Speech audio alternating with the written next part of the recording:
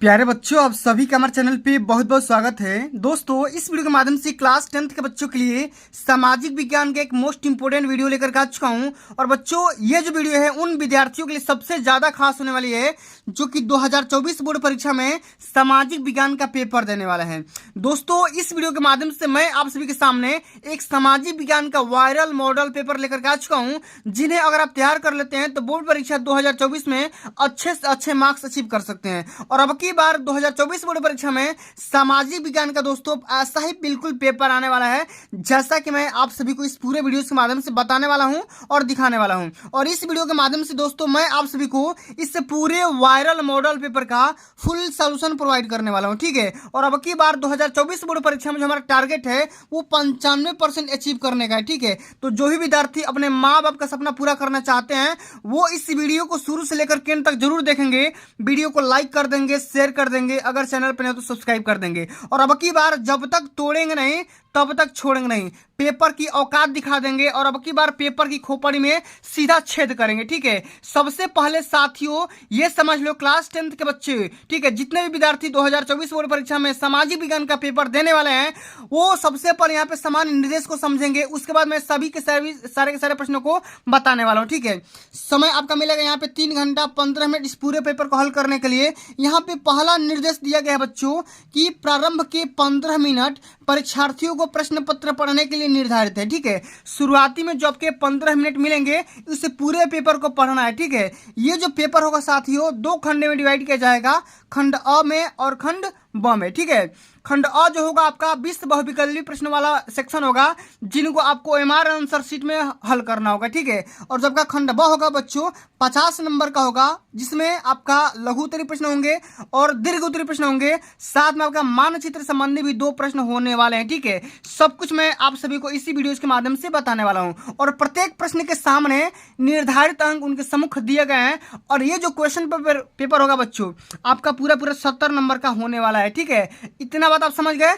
आइए दोस्तों, सबसे पहले हम यहाँ पे हल कर देते हैं वस्तुनिष्ठ प्रश्न यानी कि बहुविकल्पी प्रश्न, ठीक है। सबसे पहला जो हमारा क्वेश्चन पूछा गया बच्चों, समझ सकते हो कि जर्मनी का राष्ट्र रूपक कौन था, ठीक है। ये जो क्वेश्चन है बच्चों कई बार बोर्ड के पेपर में पूछा गया है कि मरियान या जर्मन तिरंगा या जर्मेनिया या जर्मन, ठीक है। तो साथियों जो जर्मनी का राष्ट्र रूपक था वो हो जाएगा आपका जर्मेनिया। यहाँ पे ऑप्शन नंबर यहाँ पे ग बिल्कुल राइट आंसर हो जाएगा, ठीक है।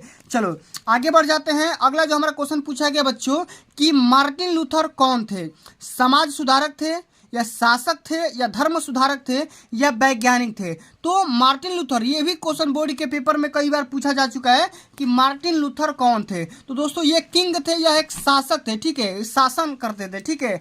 ऑप्शन नंबर हमारे यहाँ पे सेकंड राइट आंसर हो जाएगा। अब अगला जो हमारा क्वेश्चन पूछा गया है, कई बार बोर्ड के पेपर में पूछा गया है कि संयुक्त राष्ट्र संघ का मुख्यालय कहाँ पर है, वाशिंगटन डीसी या जिनेवा या न्यूयॉर्क या ऑस्ट्रेलिया। तो इस क्वेश्चन का जो हमारा राइट आंसर होगा वो हो जाएगा न्यूयॉर्क। कहाँ पे होगा, न्यूयॉर्क हो जाएगा। ऑप्शन नंबर यहाँ पे थर्ड यहाँ पे राइट आंसर हो जाएगा।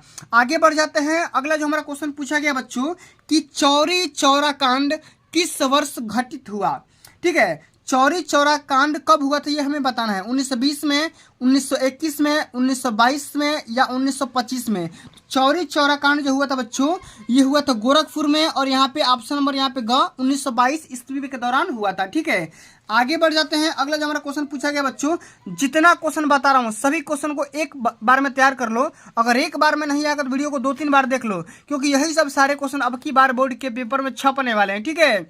आगे बढ़ते हैं कि देश की अखंडता और एकता के लिए क्या आवश्यक है, क्या जरूरी है, सत्ता की साझेदारी, सत्ता का विभाजन, राजतंत्र या उपयुक्त में से कोई नहीं। तो देश की अखंडता और एकता के लिए सत्ता की साझेदारी जरूरी है। सभी को अपने अपने हिस्से के हिसाब से सबका साझा मिल जाना चाहिए, ठीक है। आगे बढ़ते हैं। अगला जो हमारा क्वेश्चन पूछा गया बच्चों कि संविधान में उल्लिखित 3 सूचियों में से निम्नलिखित में से कौन सा विषय समवर्ती सूची में शामिल है, ये आपको बताना है, ठीक है। शिक्षा को शामिल किया गया है कि कृषि को या पुलिस को या रक्षा को, ठीक है।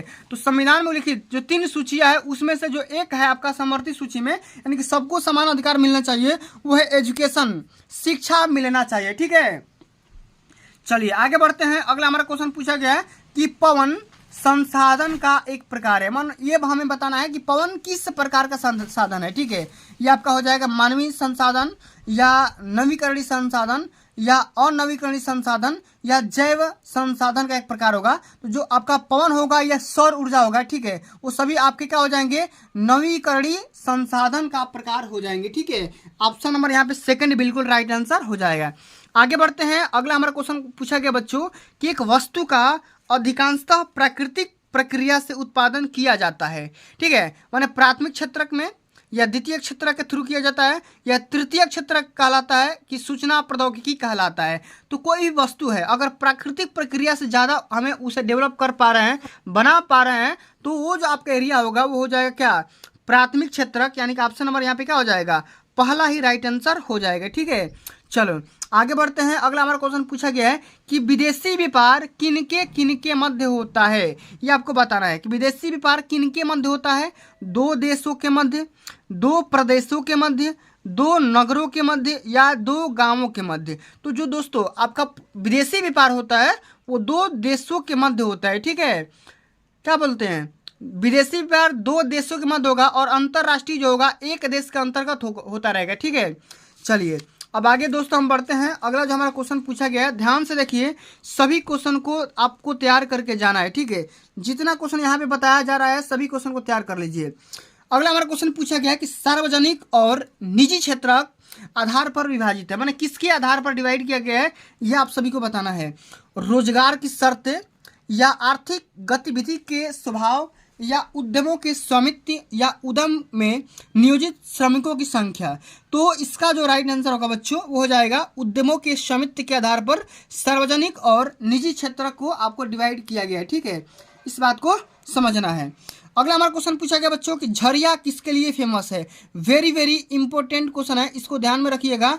कई बार बोर्ड के पेपर में पूछा गया है क्वेश्चन कि झरिया किसके लिए फेमस है, लौह अयस्क के लिए, कोयला के लिए या तांबा के लिए या बॉक्साइट के लिए। तो झरिया दोस्तों आपका कोयला के लिए, झारखंड में जो आपका पाया जाता है, ठीक है, कोयले के लिए फेमस हो जाएगा। ठीक है, चलो आगे बढ़ जाते हैं। अगला हमारा क्वेश्चन पूछा गया है कि सूचना पाने का अधिकार, ठीक है, राइट टू इंफॉर्मेशन जो होता है, आरटीआई जो होता है, ठीक है, इसको हम बोलते हैं आरटीआई। ठीक है, क्या बोलते हैं, आरटीआई, राइट टू इंफॉर्मेशन, सूचना पाने का जो अधिकार होता है। ये अधिनियम कब पारित किया गया था, ये आप सभी को बताना है।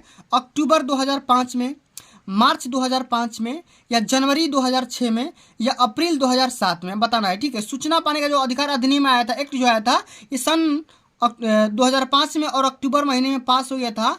ऑप्शन नंबर हमारा पहला ही राइट आंसर हो जाएगा। ठीक है, चलो आगे देखते हैं। अगला हमारा क्वेश्चन पूछा गया है कि निम्नलिखित में से कौन सा भारत का संघीय राज्य नहीं है, उत्तर प्रदेश, महाराष्ट्र, पंजाब या दिल्ली। ठीक है, तो दोस्तों आपका जो दिल्ली होगा ये संघीय राज्य नहीं होगा। ठीक है, ये केंद्र शासित प्रदेश है। ठीक है, ये दिल्ली क्या है, एक केंद्र शासित प्रदेश है, बल्कि ये संघीय राज्य नहीं है। बाकी तीनों क्या है, संघीय राज्य है। ठीक है, चलो आगे बढ़ते हैं। अगला हमारा क्वेश्चन पूछा गया है कि भारत की विधायिका में महिला प्रतिनिधियों का अनुपात क्या है, ये आपको बताना है।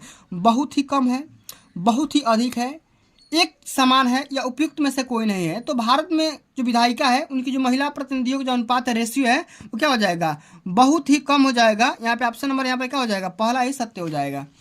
अगला हमारा क्वेश्चन पूछा गया बच्चों कि गुलामगिरी का लेखक कौन था, डॉक्टर भीमराव अम्बेडकर, ज्योतिबा फुले, कैलाश वासिनी देवी या रामास्वामी नायकर। ठीक है, तो गुलामगिरी का जो लेखक है वो राइटर है वो क्या हो जाएंगे, ज्योतिबा फुले हो जाएंगे। सेकेंड ऑप्शन यहाँ पे राइट आंसर हो जाएगा। ठीक है, अगला हमारा क्वेश्चन पूछा गया बच्चों कि चाय की खेती के लिए किस मिट्टी का उपयोग सबसे ज़्यादा किया जाता है, लाल मिट्टी, जलोढ़ मिट्टी या पर्वतीय मिट्टी या लेटराइट मिट्टी। तो चाय की खेती के लिए पर्वतीय मिट्टी का उपयोग सबसे ज़्यादा किया जाता है, क्योंकि जो चाय होता है बिना पानी का माने आसानी से हो सकता है। ठीक है, चलो अगला हमारा क्वेश्चन पूछा गया कि निम्न में से कौन सी रोपड़ की फसल है, ये आप सभी को पता है। रोपड़ का मतलब होता है कि रोप करके बोया जाता है। ठीक है, रोपड़ मतलब जैसे गेहूं हो गया, चना हो गया, मूंगफली हो गया, गन्ना हो गया। तो बताना इसमें से कौन सा ऑप्शन सही है। तो रोपड़ के अंतर्गत आएगा गन्ना। ठीक है, गन्ना को रोप करके बोया जाता है। ठीक है, तो गन्ना इसमें क्या हो जाएगा, रोपड़ की फसल हो जाएगा। ठीक है, चलो आगे बढ़ जाते हैं। अगला जो हमारा क्वेश्चन पूछा गया बच्चों, ध्यान से समझिए कि नर्मदा बचाओ आंदोलन किससे संबंधित है। सतलुज बांध, हीराकुंड बांध या नागार्जुन बांध या सरदार सरोवर बांध। ठीक है, तो नर्मदा बचाओ जो आंदोलन आया था ये सरदार सरोवर बांध के लिए उपयोग है। ठीक है, यहाँ पे ऑप्शन नंबर यहाँ पे चौथा क्या हो जाएगा, राइट आंसर हो जाएगा, क्योंकि ये जो आंदोलन है सरदार सरोवर बांध से संबंधित होने वाला है। ठीक है, चलो अगला हमारा क्वेश्चन पूछा गया कि भारत में वायु परिवहन का राष्ट्रीयकरण कब किया गया था, ये आपको बताना है। ठीक है, भारत में वायु परिवहन का राष्ट्रीयकरण कब किया गया था, 1950 में, 1953 में, 1960 में या 1998 में। तो वायु परिवहन का जो राष्ट्रीयकरण किया गया था, नेशनलाइज किया गया था सन 1953 ईस्वी के दौरान। सेकंड ऑप्शन यहाँ पे राइट आंसर होगा। अगला हमारा क्वेश्चन पूछा गया कि विश्व व्यापार संगठन का मुख्यालय कहाँ पर स्थित है, न्यूयॉर्क में, पेरिस में, जिनेवा में या ओट्टावा में। तो जिनेवा इसका राइट आंसर होगा। ठीक है, इस बात को ध्यान में रखिएगा, कई बार बोर्ड के पेपर में पूछा गया है। ठीक है, तो दोस्तों अभी तक हमने जितने भी यहाँ पे 20 बहुविकल्पी प्रश्न पूछे जाने वाले हैं सबको हमने बता दिया है। अब दोस्तों आइए समझ लेते हैं कि खंड ब में जो कि 50 नंबर के क्वेश्चन पूछे जाएंगे। ठीक है, इसमें आप सभी को कौन कौन से प्रश्न तैयार करके जाने हैं, ठीक है, जो कि बोर्ड के पेपर में पूछे जाने वाले हैं। सबसे पहला जो कि दोस्तों हम यहाँ पे लघु उत्तरी प्रश्न के बारे में चर्चा करेंगे। सबसे पहला प्रश्न यहाँ पे पूछा गया कि पूना पैक्ट पर किसके हस्ताक्षर हुए, दो शर्त को यहाँ पे लिखना है, उल्लेख करना है। इस वाले क्वेश्चन को आपको तैयार करके जाना है। ठीक है, इस बात को ध्यान में रखना है। चलो अगला जो हमारा क्वेश्चन पूछा गया बच्चों, ईस्ट इंडिया कंपनी के नियंत्रण का बुनकारों पर क्या प्रभाव पड़ा, इसको आपको तैयार करना है। तो दोनों में से किसी एक को हल करना है, दोनों को नहीं हल करना है। ये क्वेश्चन बोर्ड के पेपर में 4 नंबर का पूछा गया है। ठीक है, चलो अगला हमारा क्वेश्चन पूछा गया बच्चों कि सांप्रदायिकता लोकतंत्र के लिए हानिकारक क्यों है, 2 तर्क दीजिए। ठीक है, 2 तर्क देना है, इस वाले क्वेश्चन को तैयार करना है। अगर ये आपको नहीं आ रहा है तो इस वाले क्वेश्चन को हल कर सकते हैं कि भारत में धर्मनिरपेक्ष शासन के लिए कौन से प्रावधान किए गए हैं। तो दोनों में से किसी एक को हल करना है, 4 नंबर यहाँ से मिल जाएंगे। अगला हमारा क्वेश्चन पूछा गया है कि मृदा अपरदन पर एक संक्षिप्त टिप्पणी लिखिए। मृदा अपरदन का मतलब भूमि का जो कटाव होता है उसके बारे में लिखना है। यह भी क्वेश्चन बोर्ड के पेपर में 4 नंबर का पूछा गया है। अगर ये नहीं आ रहा है तो ये करो कि चावल की खेती के लिए उपयुक्त भौगोलिक परिस्थितियों का वर्णन करिए। ठीक है, दोनों में से किसी एक को हल करना है।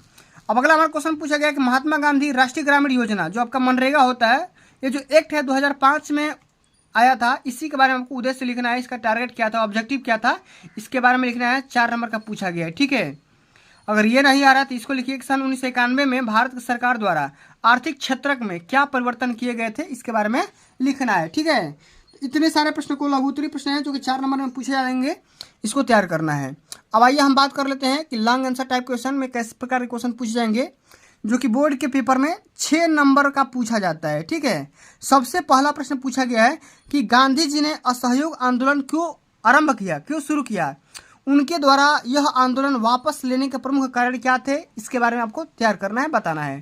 ठीक है, ये नहीं आ रहा है तो इसको तैयार करिए कि 18वीं शताब्दी के अंत में हुए परिवर्तनों का वर्णन करिए जिन्होंने ब्रिटेन के स्वरूप को बदल दिया।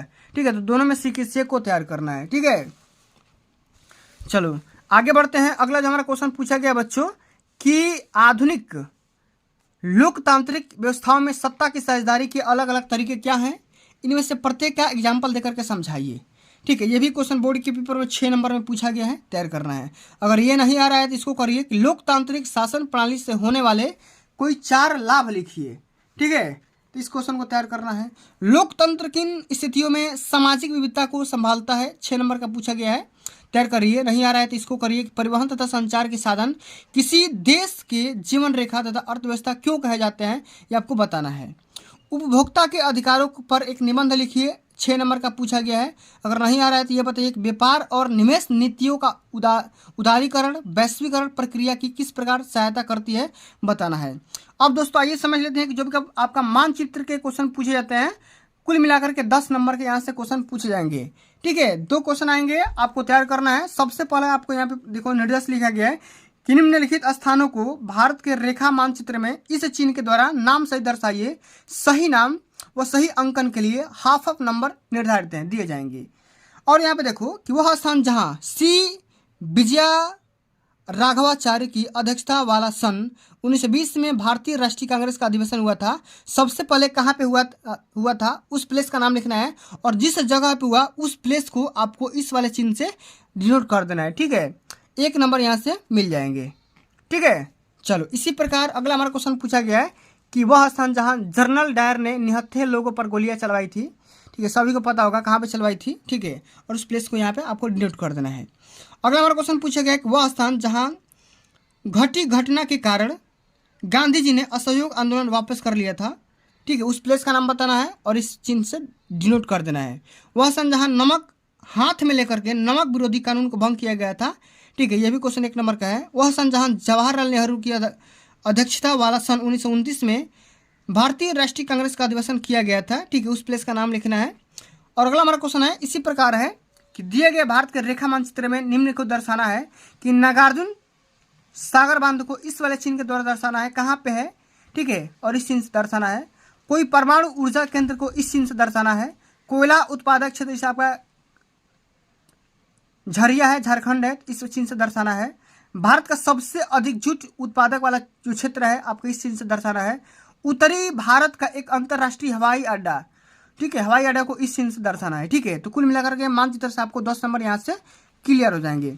तो बच्चों अगर आप पूरे इस मॉडल पेपर को तैयार करके चले जाते हो बोर्ड के पेपर में, ये बहुत ही बेसिक माने ये आपका मॉडल पेपर होने वाला है। इस मॉडल पेपर को अगर आप तैयार करते हो तो इस वाले मॉडल पेपर से बहुत सारे फायदे मिलने वाले हैं, यानी कि बहुत सारे तमाम क्वेश्चन आपके बोर्ड के पेपर में फंस जाएंगे, ये मैं दावे के साथ बोल सकता हूँ। तो दोस्तों आज के लिए बस इतना ही। अगर ये वीडियो आप सभी को अच्छी लगी होगी, हेल्पफुल लगी होगी तो वीडियो को लाइक कर देना, शेयर कर देना।